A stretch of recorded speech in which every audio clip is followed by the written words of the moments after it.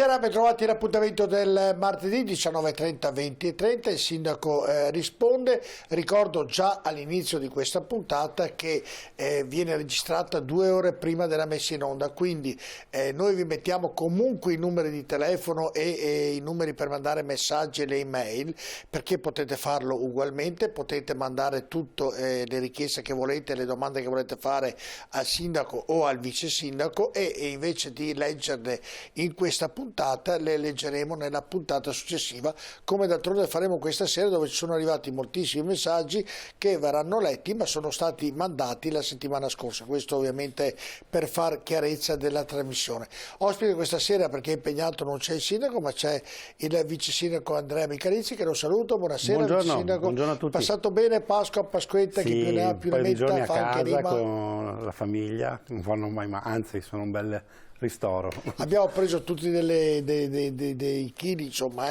No, lei pochi, io no, io devo dire che non è il mio periodo di miglior forma, ma ci rimetteremo in sesto. Come mai?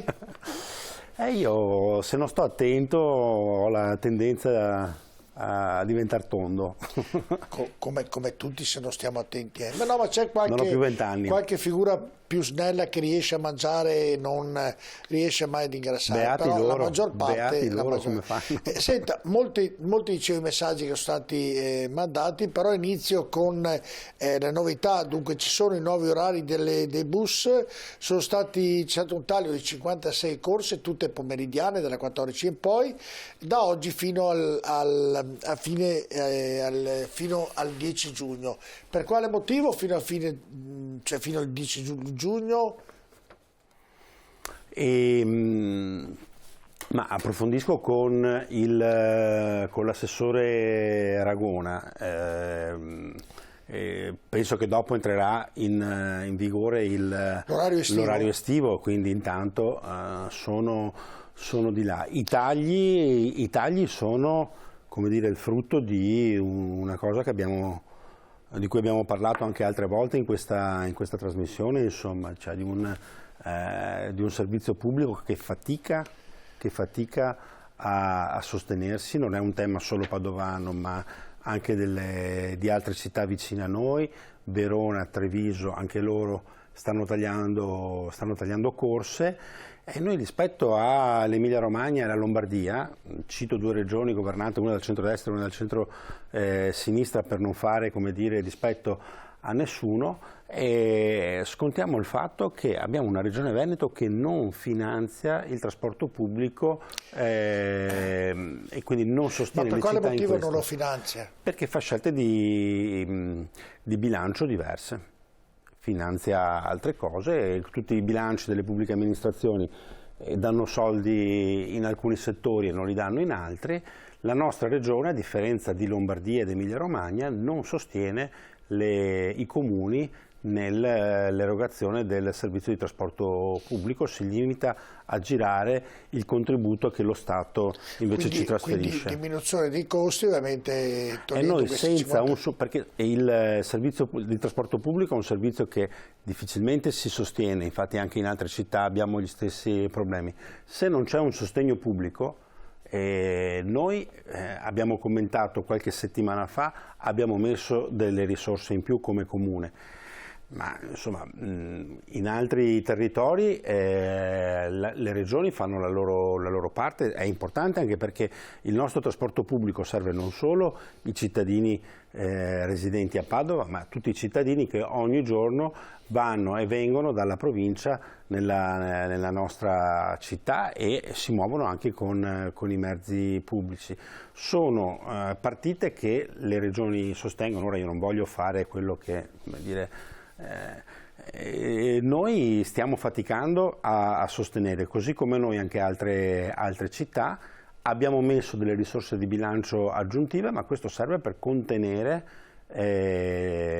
i tagli, non per mantenere un servizio pubblico efficiente. Noi l'unico mezzo che funziona con efficienza è il tram, perché è usatissimo e quindi quello, come dire, è uno strumento che dal punto di vista della sostenibilità, come dire, è inattivo.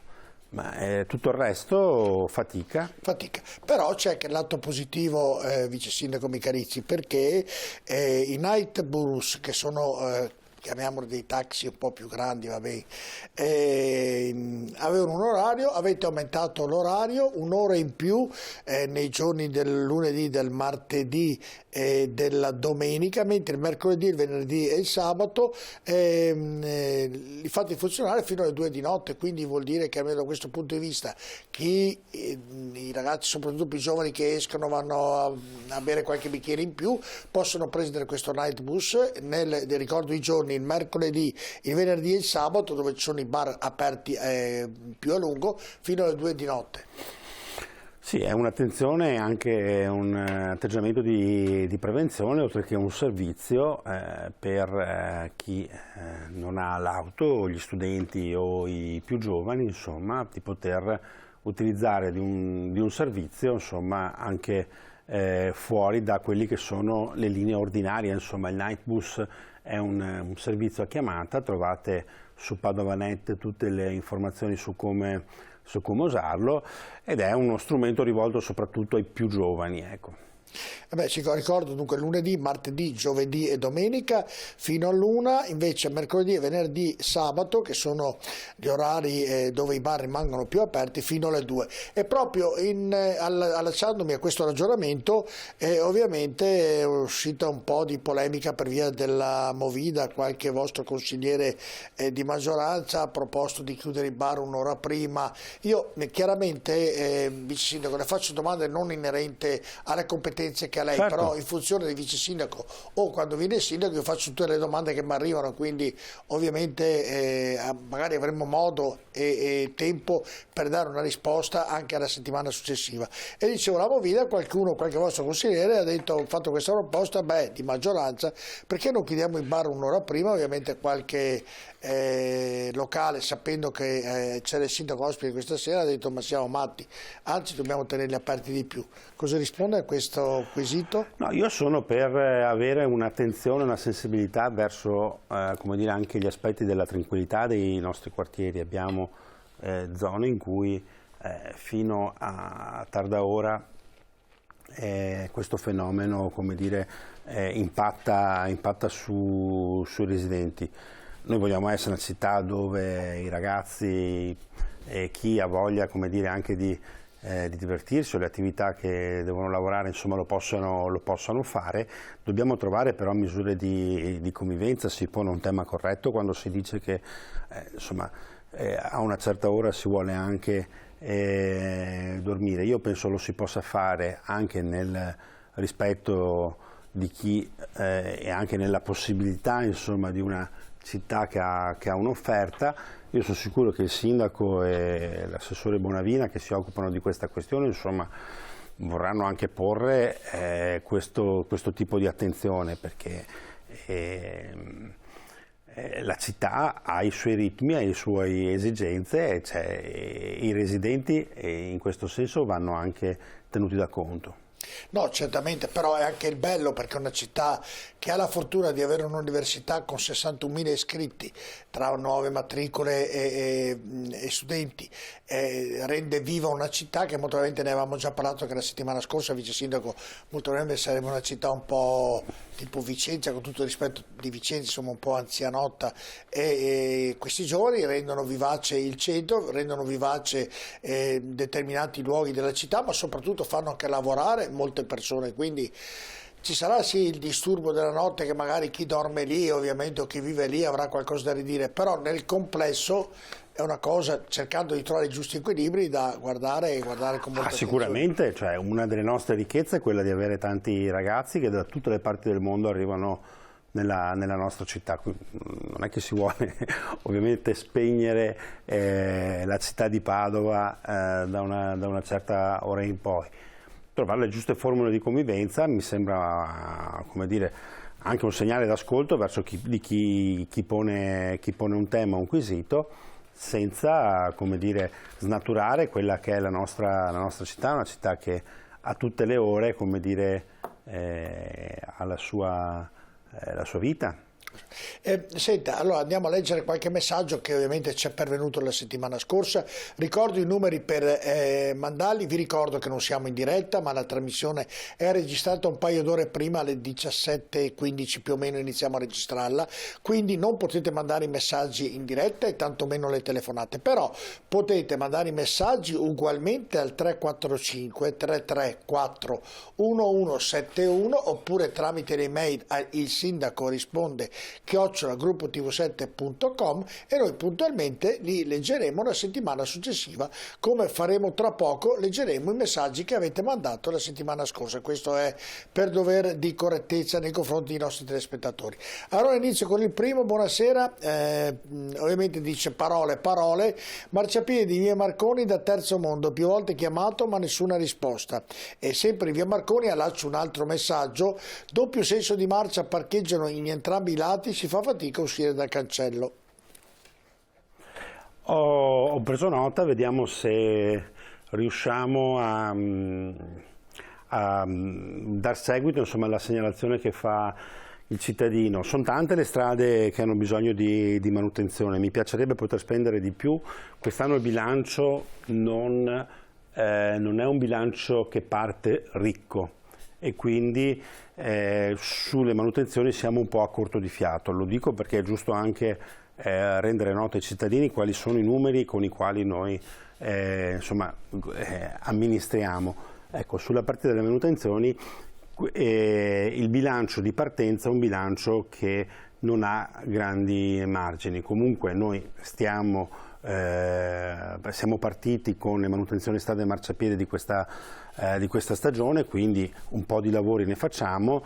Io spero che in questi mesi riusciamo a recuperare anche delle risorse aggiuntive. Di solito i proventi delle multe e gli oneri di urbanizzazione finanziano anche i capitoli di messa a posto delle strade, un meccanismo anche che ha una sua logica, cioè i soldi che recuperiamo per esempio dalle contravvenzioni li utilizziamo per la sicurezza delle strade. C'è una parte, una percentuale che è vincolata a questo tipo di spesa, quindi nelle manutenzioni poi durante l'anno si recupera sempre qualche cosa, così come gli oneri di urbanizzazione, che non sono un gettito subito in ingresso a inizio anno, ma nel corso dell'anno vanno ad implementare le risorse di bilancio. Ecco, abbiamo bisogno quest'anno di aumentare le dotazioni di manutenzioni perché siamo partiti un po' scarsi e quindi rischiamo che se no il signore di via Marconi non sarà l'unico, perché insomma delle strade che facciamo, di tante strade che si fanno, poi tante ne restano. Abbiamo avuto anni in cui abbiamo investito molto, quest'anno dobbiamo recuperare. Allora, messaggio riguardano la Piani, ce ne sono due. Uno dice: parliamo della Piani, punti di domanda addirittura ripetuti, che tristezza, non capisco il motivo di questo messaggio, però lo leggo per dover di cronaca. Invece il secondo dice: avete fatto il progetto della Piani in un determinato tempo, che dovrete stombinare il come si chiama il torrente lì, il fiume che passa più? Il canale Licorno. Però ci sono molte, mi dicevano molte persone che non lo vorrebbero, ci sono i vari comitati che contestano. No. Verranno eseguiti nei tempi predestinati questi lavori oppure come al solito saranno parole? 338, il numero, non dico il numero perché non è vero. No, il progetto che l'abbiamo presentato è esattamente quello, e quindi quello sarà il progetto che noi andremo a attuare. La demolizione della tribuna è stata un'operazione che ha creato un po' di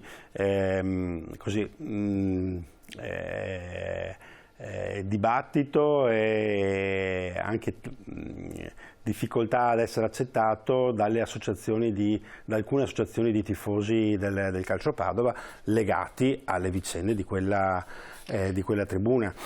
Però lo ricordo, insomma, la tribuna era inagibile, è inagibile da diversi decenni. Quello stadio non è più uno stadio che è utilizzabile per le partite di calcio professionistico, quindi l'intervento noi che andiamo a fare è andare a eliminare, a rimuovere una tribuna che non risponde più ai criteri di agibilità. Ne ricostruiremo un'altra più piccola e dimensioneremo quindi l'impianto a una capienza che oggi il CONI gli attribuisce. Questo darà nuova vita alla Piani, che per decenni ha avuto quella tribuna che è sempre rimasta inutilizzata. Il telespettatore dice... al primo messaggio, che tristezza. La tristezza deriva da chi... questo invece è il secondo, quindi la tristezza è di chi probabilmente, come dire, rievoca nella sua memoria le domeniche, come dire, storiche su quella tribuna, una tribuna che è inagibile da 30 anni circa e che le misure di sicurezza del CONI ci dicono che non poteva più star lì, anche rimessa a nuovo, perché lo stadio non può contenere tutte quelle persone. Quindi noi realizzeremo, ecco il secondo messaggio, la parte diciamo nuova, daremo una nuova vita allo Stadio Piani ricostruendo una nuova tribuna su una collina verde, una nuova tribuna dimensionata alle necessità, alla capienza che oggi lo stadio a Piani può avere, quindi si tornerà a utilizzare quel fronte dello stadio che per molto tempo è stato inutilizzato, e miglioreremo anche la strada, realizzeremo una ciclabile, aumenteremo il verde e stombineremo la Licorno. I tifosi, alcune associazioni di tifosi si sono schierati contro, ci sono tanti amanti anche del calcio Padova che insomma ritenevano il passaggio ormai, come dire, doveroso, visto che la tribuna non era più, la gradinata non era più utilizzata da molto tempo, e quindi serviva a dare nuova vita e un nuovo fronte, una nuova gradinata. Il comitato invece di Prato della Valle, il comitato Mura e tanti cittadini, tante associazioni sono entusiasti invece dello stombinamento della Licorno, della sistemazione generale. Rispettato i tempi, perché appunto per quel motivo di chi noi abbiamo annunciato un anno di lavori. E entro un anno viene stombinato anche la Licorno praticamente, giusto? Era perché molti ovviamente dicevano sì, tutto bello, anzi il messaggio di tutto bello, però i tempi verranno rispettati, e verrà, visto che ci sono molti comitati che non vorrebbero fatto questo lavoro, perché ovviamente sarà uno che ci tiene che venga fatto, immagino io. Ma molti comitati, io ho sentito, come dire, alcune associazioni più legate alla vicenda della tribuna, insomma.